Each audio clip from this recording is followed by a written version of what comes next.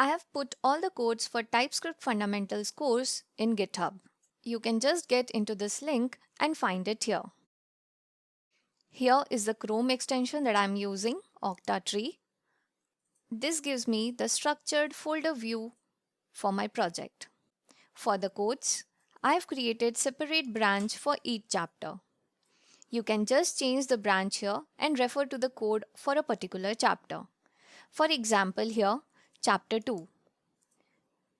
Once you change the branch, you will get the codes for chapter 2. The code here in Octatree also gets updated and you can clearly see the files. The main branch here has the final code for the demo that we completed in the last chapter for the course. You can also download the code from here. Either you can download zip or you can clone it using Git. So that's it.